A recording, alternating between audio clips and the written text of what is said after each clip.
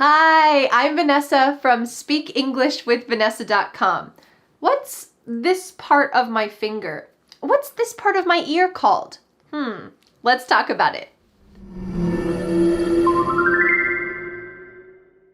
Do you know this song? Head, shoulders, knees and toes, eyes and ears and mouth and nose. Head, shoulders, knees and toes, knees and toes. A classic children's song. Today you are going to learn more than just the basics, head, shoulders, knees, and toes.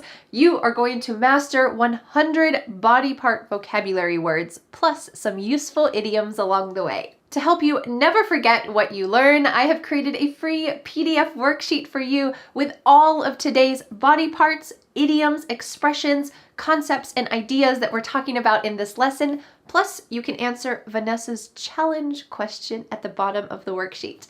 Click on the link in the description to download the free PDF worksheet today. Just a little note before we get started. This video, like almost every video on my channel, is PG rated. This means that we are going to be talking about acceptable body part words to talk about in public. If you're looking for a biology lesson, this lesson is not for you. But if you would like an appropriate word that you can use without embarrassment in lots of situations, this lesson is the right place for you. Not sure how to talk about something taboo politely? Well, let's learn. Let's get started by talking about the top of our head and working down to our feet. Let's start with the head. There's a lot of words to talk about. This is my head. We have a great idiom that goes along with this, which is off the top of my head, I couldn't tell you how far the Earth is from the moon. Off the top of my head. This means without doing research, just having the knowledge in my head. Off the top of my head, sorry, I couldn't tell you. I don't know. Off the top of my head, I have no clue. What's on my head? It's hair. So we could say I have brown hair or I am a brunette. This is most often used for women. You could say it for men, but brunette is most often used for women. Or we could say he has blonde hair. She or he is a blonde. Or he has red hair. He's a redhead. Or we sometimes say he's a ginger. Sometimes people who have red hair don't like this expression. My husband is a ginger and he doesn't care. This expression is fine with him. So maybe just listen out for it. Or you could just say, he's a redhead. He has red hair. Or you might have black hair. Under your hair, we have your scalp. Your scalp is the skin under your hair. And then moving down, we have your forehead. Forehead.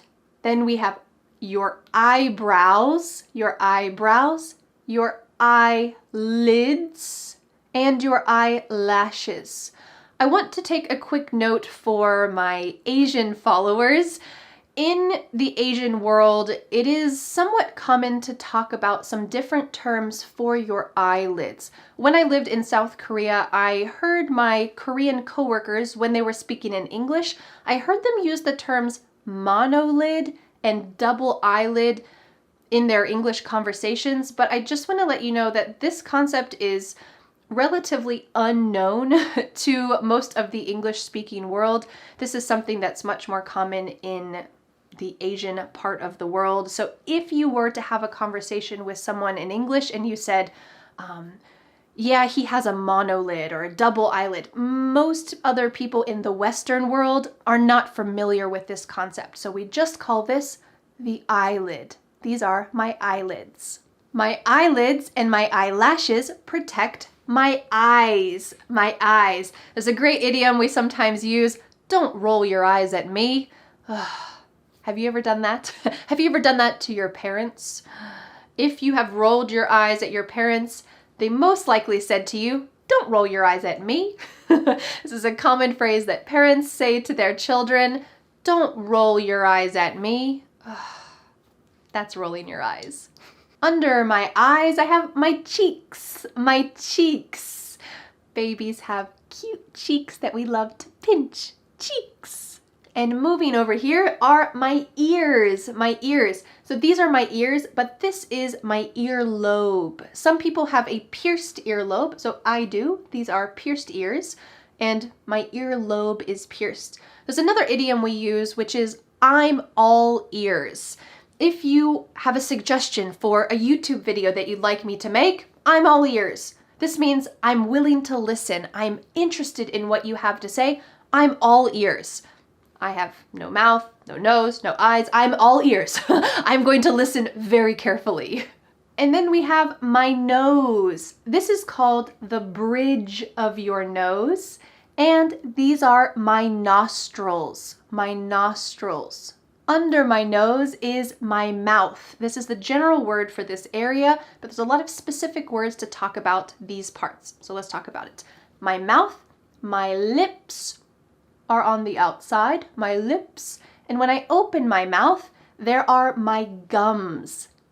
The skin on the inside of my mouth is my gums. And then there's my teeth and my tongue. There are some fun idioms we can talk about with the mouth. Let's say that you tell your friend that you're going to have a surprise birthday party for your sister. Your friend might say, "Oh, don't worry, I won't tell her. My lips are sealed." That means you can't open your mouth. My lips are sealed. The secret is safe with me. It's a great expression to let the other person know, don't worry, I'm not telling anyone. My lips are sealed. What do you do with your mouth? You eat. So if you love sweet things, maybe you have a sweet tooth. This doesn't mean just one of your teeth is sweet, but this just means I love sweet foods. I have a sweet tooth, so I have to keep sweets out of my house or else I'll just eat them all the time. I have a sweet tooth. And before we move on to the rest of the upper body, let's talk about one more idiom about your tongue. This expression is extremely useful for English learners. What if I said to you, what's the name of that movie with the pirate? It's on the tip of my tongue. Do you get the idea that I know the movie, I just can't think about it right now? So the name of the movie with a pirate is right there. It's on the tip of my tongue. I just can't get it out. I just can't remember what's the name of that movie with the pirate. It's on the tip of my tongue. So if there is a word that you don't remember in English, you might say, yeah, the skin in your mouth. Vanessa talked about that. It's on the tip of my tongue. I forget what that word is. Well, first of all, you remembered this idiom. That's great. And just to let you know, it's your gums. Your gums. But this is a great expression to use when you know a word, you just can't remember it.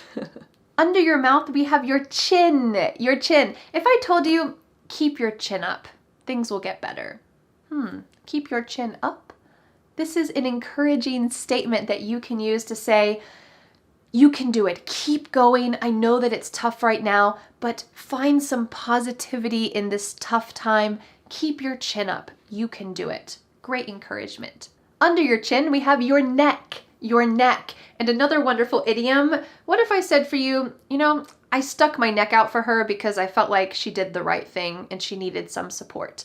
I stuck my neck out for her.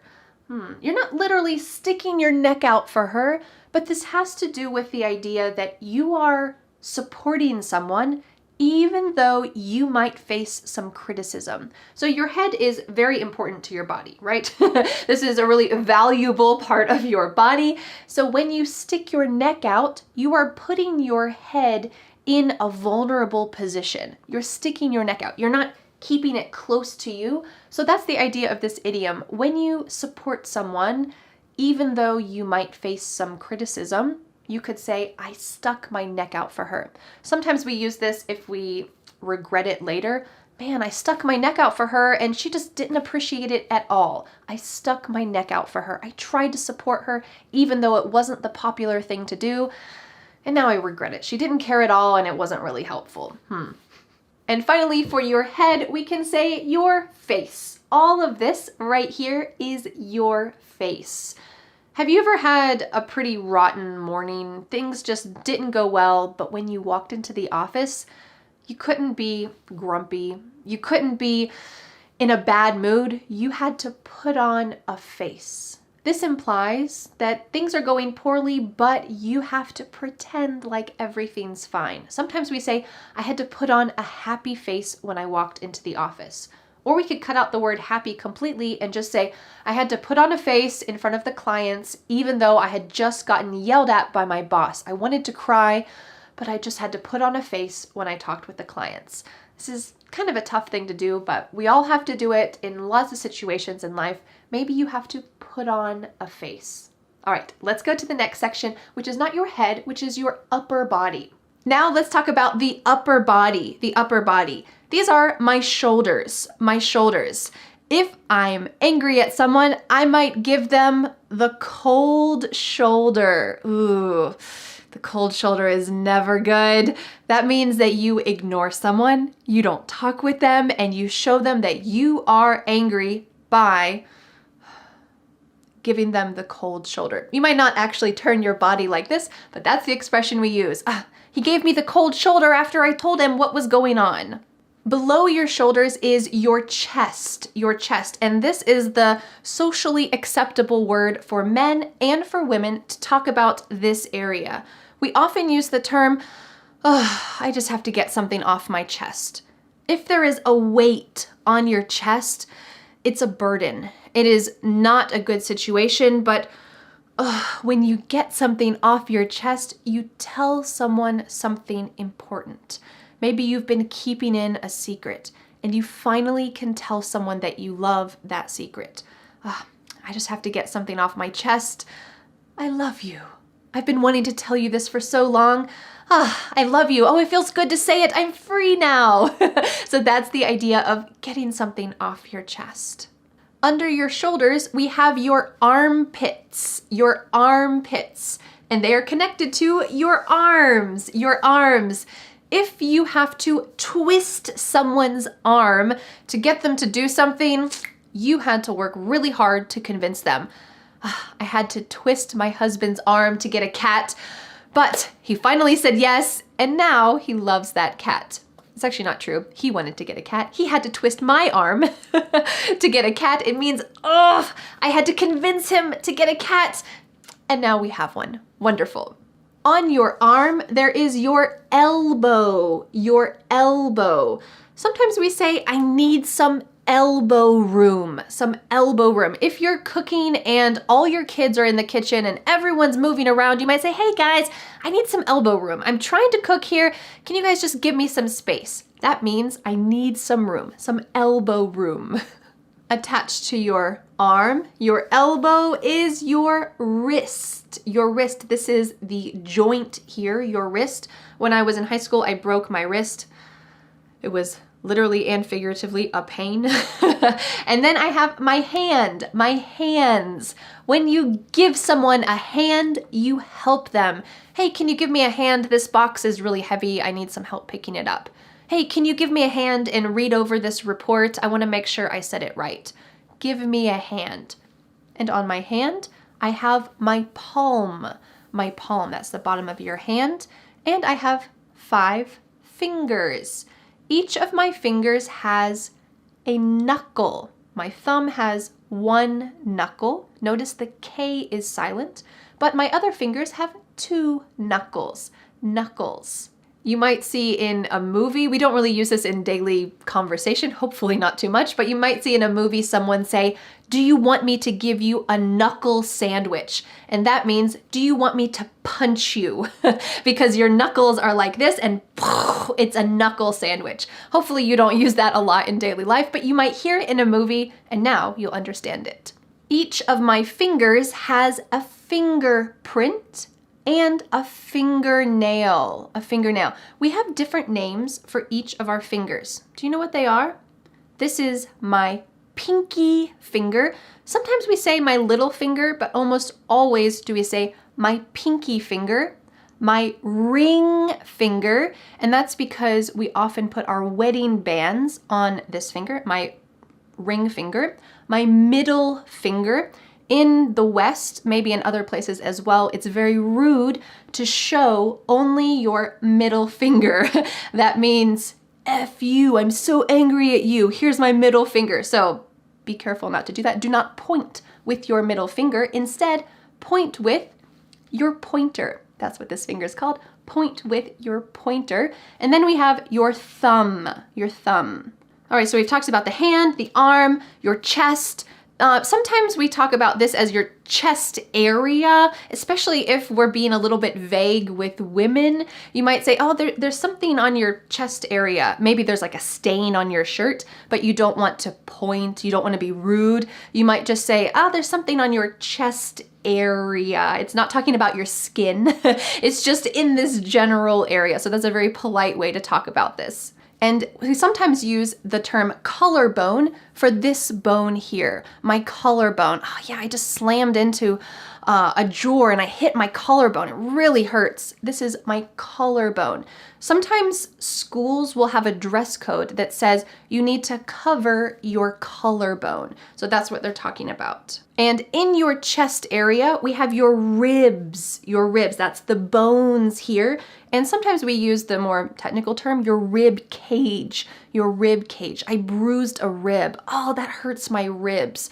Oh, it hurts my ribs to laugh so much. This is your ribs. Below your ribs, you have your belly button. If you are human, you have a belly button. This is what connected you with your mother when you were in the womb. You have a belly button, and this area is usually called your stomach, but sometimes we call it your belly. This is especially for children. Oh, your belly hurts. Oh, this is my belly.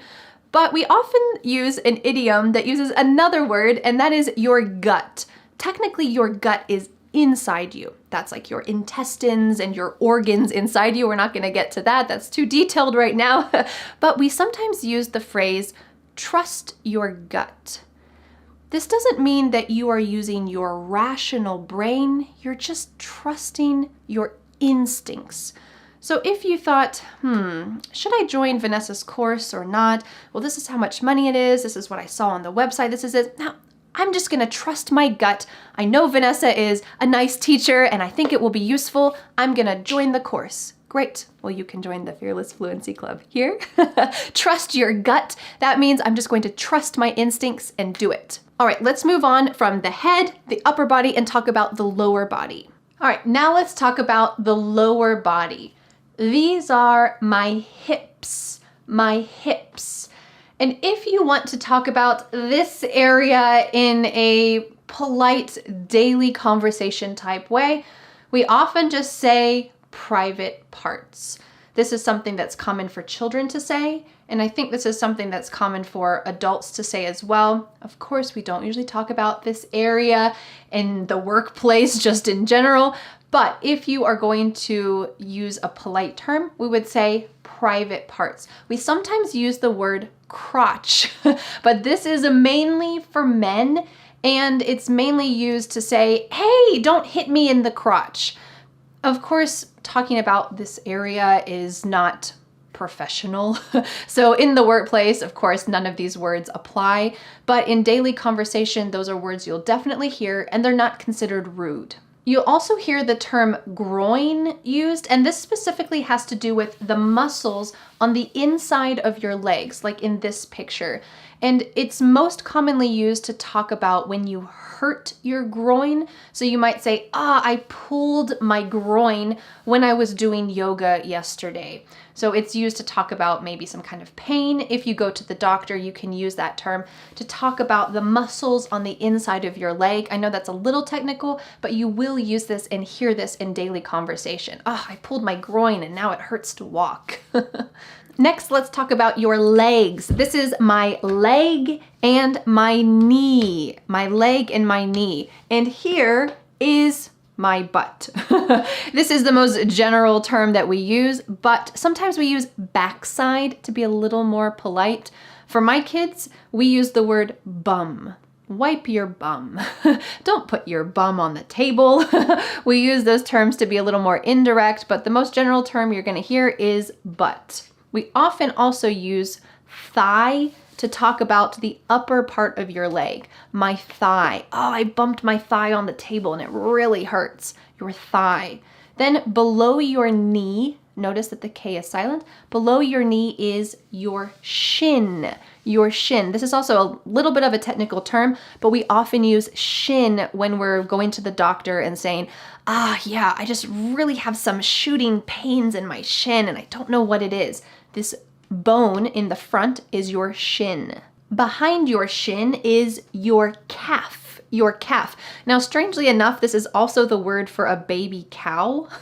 A baby cow is a calf. Notice the L is silent, but this muscle here, back here, is your calf. My calves are really sore after going on that hike. Ugh, my calves are so sore.